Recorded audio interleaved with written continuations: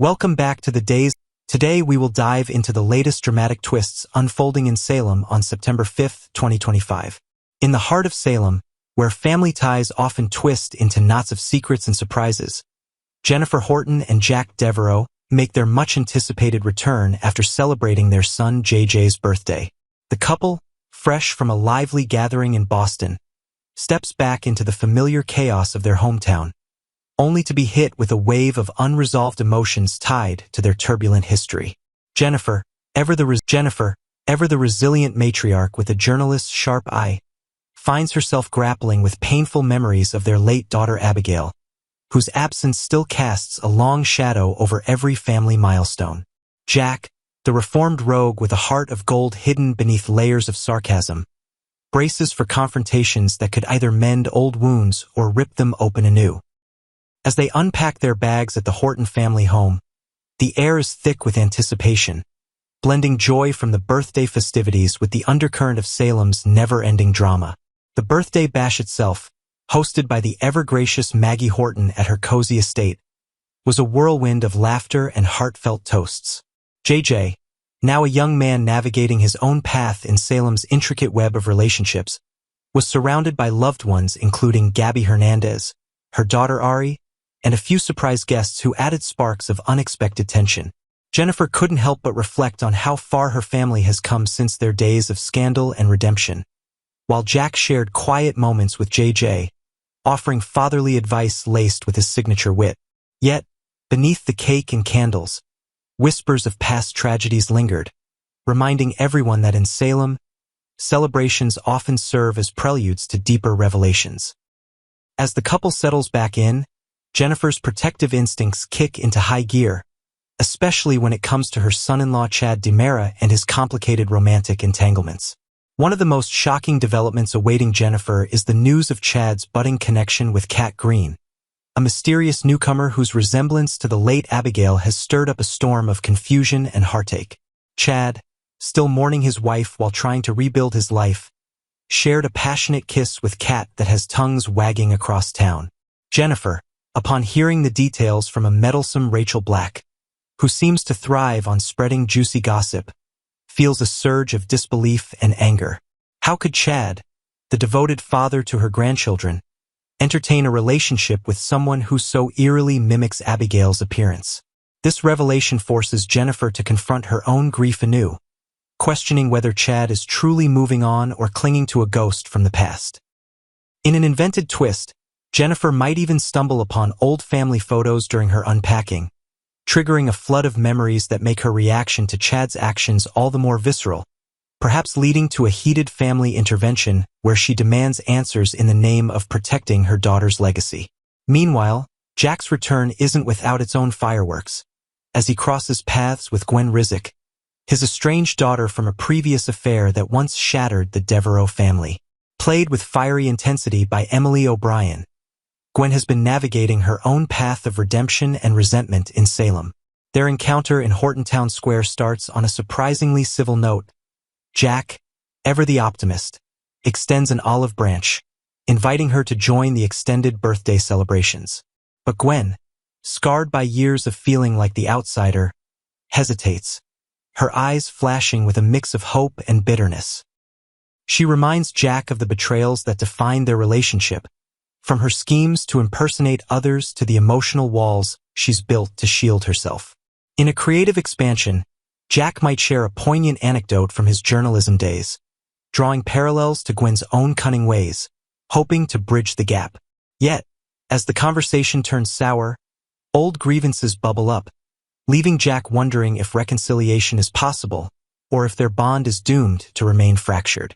This father-daughter dynamic adds layers of emotional depth, highlighting themes of forgiveness and family loyalty that are staples in Salem storytelling.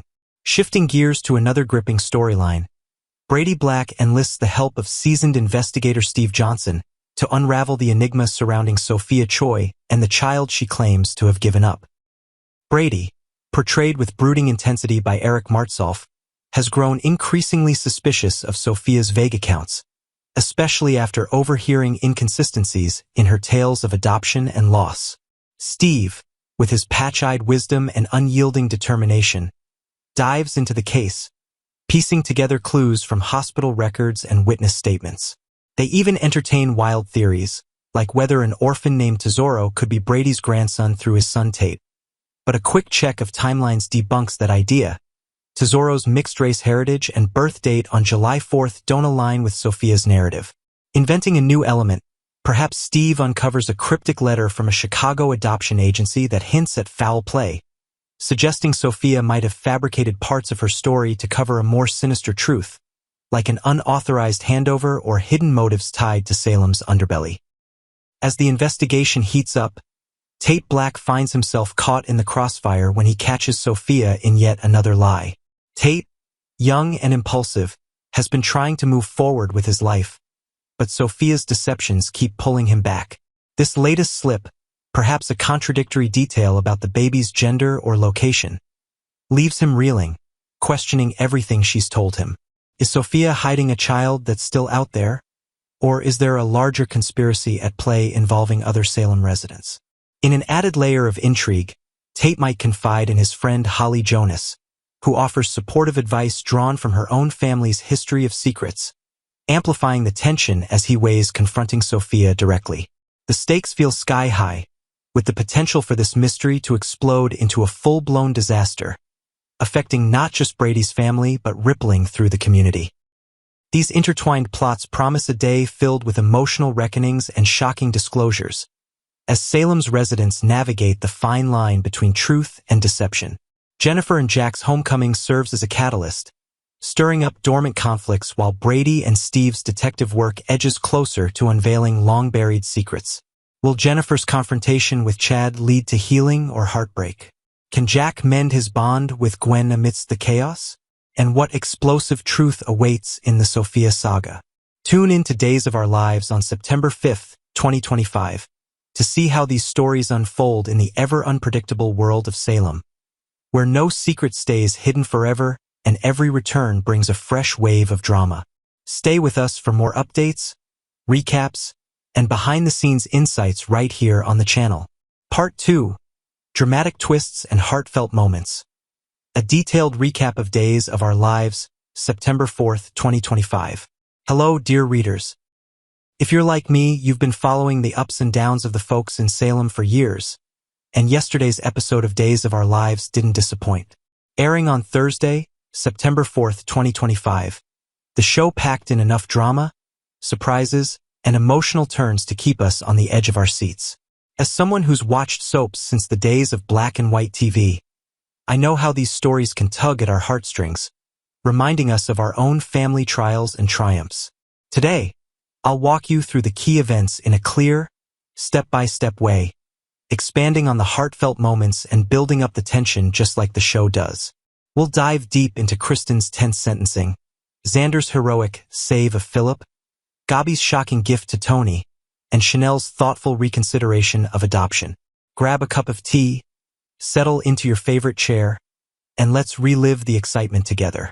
Kristen's Day of Reckoning, a family torn apart.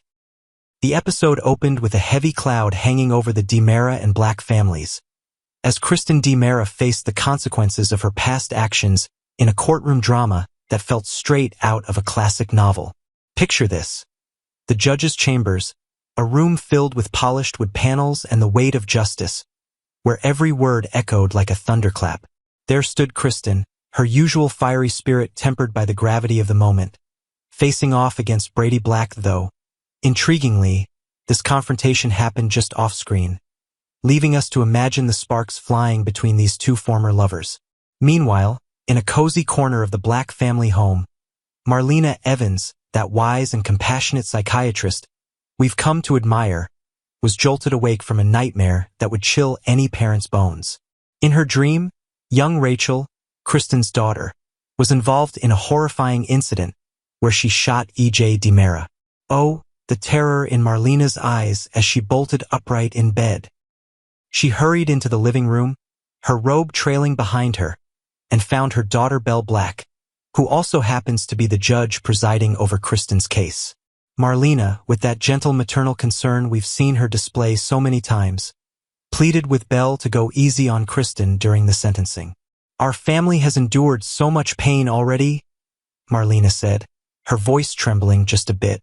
Belle, ever the professional yet loving daughter, reassured her mother that leniency was already in her plans.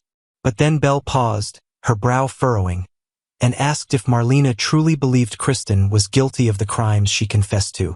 Marlena, clever as always, played along without giving away her suspicions. It was a moment that highlighted the complex web of loyalties in Salem. How does a grandmother balance justice with protecting her granddaughter from more heartbreak? We all know the toll these family feuds take. It's like watching pieces of a cherished quilt unravel before our eyes. Belle reflected aloud on the kind of mother who would allow her child to suffer as Rachel has, torn between parents in a bitter custody battle. The conversation left us pondering the depths of forgiveness and the scars that secrets can leave. As the scene shifted back to the judge's office, the tension ramped up. Johnny DiMera, Kristen's nephew and one of the victims directly impacted by her schemes, arrived looking distraught but resolute. Despite the personal pain she'd caused him, remember those twisted plots involving mind control and deception? Johnny spoke up in favor of a lighter sentence. His words were a beacon of unexpected mercy, showing how even in Salem's stormiest relationships, glimmers of compassion can shine through. Then came the reading of E.J. DiMera's statement, delivered with the dramatic flair only a DiMera can muster. E.J., from his position of power and influence, begged the court for leniency, arguing that Kristen had suffered enough and that further punishment would only fracture the family more. But just as hope flickered for Kristen, Brady burst in like a knight charging into battle, though his armor was made of anger and protectiveness. He implored the judge to impose the maximum sentence allowed by law, not out of vengeance, but for the sake of their daughter Rachel. Do what's best for her, Brady urged, his voice cracking with emotion. It was a gut-wrenching plea, reminding us of the real victims in these sagas, the children caught in the crossfire. Kristen couldn't stay silent. She leaped to her feet, her eyes blazing with a mix of defiance and desperation. I confessed everything for Rachel's sake, she declared, her words hanging in the air like a dramatic soliloquy. But then she twisted the truth, claiming her actions were meant to teach Rachel about taking responsibility, a lie that added layers of intrigue to her character. In a rare moment of vulnerability, Kristen expressed genuine remorse and offered a heartfelt apology to Johnny for the pain she'd inflicted. The room fell silent as Judge Bell weighed the testimonies, the scales of justice tipping back and forth.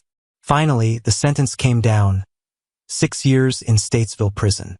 It wasn't the harsh 10-year maximum Brady had demanded, nor the lenient 3 years Bell had subtly hoped for.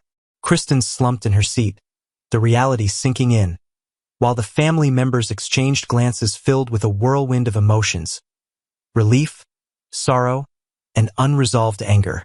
This verdict felt like a compromise in a town where compromises often lead to more chaos. As viewers over 65, we've seen our share of courtroom battles in real life and on screen, and this one captured that bittersweet essence perfectly, leaving us wondering what twists await Kristen behind bars. Xander's heroic intervention, saving Philip from ruin. Shifting gears to another corner of Salem, the episode delivered a pulse-pounding rescue that had all the makings of a swashbuckling adventure. Xander Kyriakis, that rugged Scotsman with a heart of gold beneath his tough exterior, stepped in to save his cousin Philip Kyriakis from what seemed like certain downfall. Imagine Philip, entangled in a web of corporate intrigue and personal vendettas, perhaps a shady business deal gone wrong, or a rival plotting his demise. The details were shrouded in mystery, but Xander's intervention was nothing short of heroic. Picture Xander bursting into a dimly lit office, where Philip was cornered by adversaries, his face pale with fear. With his signature bravado, Xander diffused the situation, perhaps using his wits, a well-timed distraction, or even his physical prowess to turn the tide. "I've got your back, cousin," Xander might have growled, pulling Philip out of harm's way just in the nick of time. This act of salvation wasn't just about family ties. It hinted at deeper loyalties and perhaps Xander's own redemption arc. For us older folks, It's reminiscent of those classic tales where a wayward relative finds their way back through acts of courage. The drama built slowly, with tense dialogues and near misses, making Philip's gratitude all the more poignant. Will this strengthen their bond or unearth old grudges? Only future episodes will tell. Gabby's shocking gesture, handing Tony a bullet. In a twist that left jaws dropping, Gabby Hernandez, that fierce and fashionable firecracker, presented Tony DiMera with a bullet. Not just any bullet, mind you, but one loaded with symbolic weight, perhaps a relic from a past conflict or a warning wrapped in enigma. The scene unfolded in the opulent DiMera mansion, where shadows danced on the walls like ghosts from yesteryears. Gabby, with her sharp wit and unyielding determination, approached Tony during what seemed like a routine conversation. "This is for you," she said, her voice steady but laced with intensity, as she placed the bullet in his hand. Was it a threat? A reminder of betrayal? Or a clue to a larger mystery involving the family's tangled history? Tony, ever the sophisticated gentleman, stared at it in stunned silence, his mind racing through memories of losses and vendettas. The moment was drawn out dramatically, with close-ups capturing every flicker of emotion, Gabby's steely resolve and Tony's growing unease. For an audience who's seen decades of soap opera intrigue, this felt like a nod to those old gangster films, where a single object could unravel empires. It added a layer of suspense, making us eager to see how this gift plays out in the DiMera dynasty's ongoing saga. Chanel's heartfelt reconsideration, the adoption dilemma. Finally, the episode touched our hearts with Chanel Dupree's emotional journey regarding adoption. Chanel, that vibrant young woman navigating love and life in Salem, found herself at a crossroads, reconsidering her plans to adopt. Perhaps influenced by recent events, a lover's quarrel, family advice, or an inner doubt, she sat in quiet reflection, maybe in a sunlit park or her cozy apartment. The scene built slowly, with Chanel confiding in a close friend or family member about her fears and hopes. Is this really the right time? She wondered aloud, her voice soft with vulnerability. We saw flashbacks to joyful moments with children, contrasted with the harsh realities of Salem's chaotic world.